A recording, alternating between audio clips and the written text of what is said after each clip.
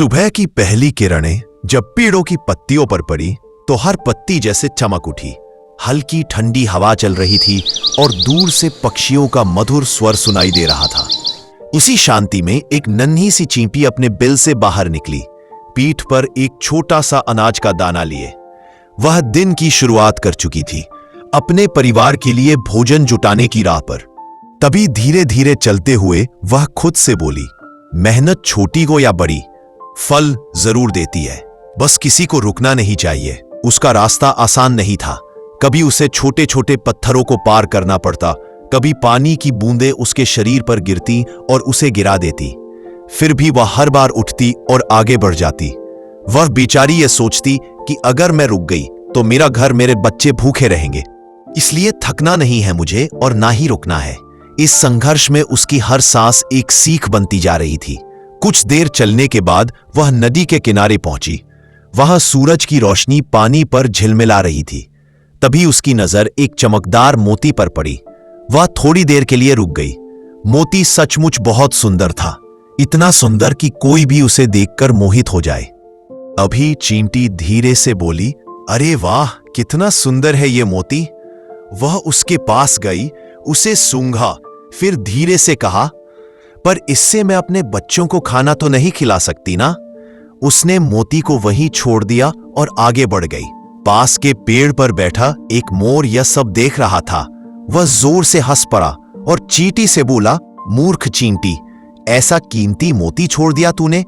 अगर मेरे पास होता तो मैं राजा के पास जाता और महल में रहता। कभी चींटी ने शांत स्वर में कहा, मोर भाई, मेरे लिए मोती की कीमत नहीं, मेरे कर्म की कीमत है।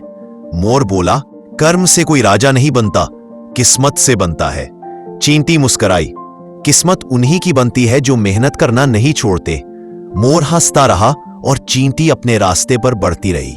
शाम होते होते आसमान में बादल छा गए, तेज हवा चलने लगी और देखते ही देखते बारिश शुरू हो गई। पानी की धाराएं इतनी तेज थीं कि नदी उफान पर आ गई। वही चमकदार मोती जो धूप में चमक रहा था, अब पानी में बह चला था। मोर अपने पंख समेटे वही किसी पेड़ के नीचे छिपने लगा, पर उसका सारा घमंड, सारा अहंकार जैसे पानी में बह गया। उधर चींटी अपने छोटे से बिल में सुरक्षित पहुंच चुकी थी, जहां पहले से ही उसने भोजन और सुरक्षा का इंतजाम कर रखा था। रात बीत गई। सुबह जब सूरज निकला, मोर ठंड से कांपता हुआ बाहर आया, भूखा, प्यासा और पछतावे से भरा। वही चींटी अपने साथियों के साथ खुशी खुशी अनाज बांट रही थी। तभी मोर धीरे से बोला, बहन, तुम तो मुझसे भी ज्यादा समझदार निकली। मुस्कुराकर कहा, समझदारी बड़े होने से नहीं आती, सोचने से आती है। इतना सुनकर मोर की आंखें बाहर आईं। उसने आसमान की ओर देखा और कहा, सच में अब समझ आया, सभी चमकदार चीजें हमेशा काम की नहीं होती।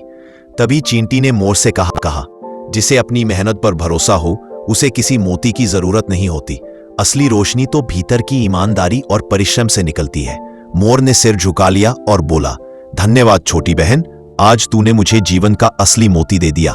धीरे धीरे सूरज की किरणें पेड़ों पर फैल गईं, हवा में नई ऊर्जा घुल गई।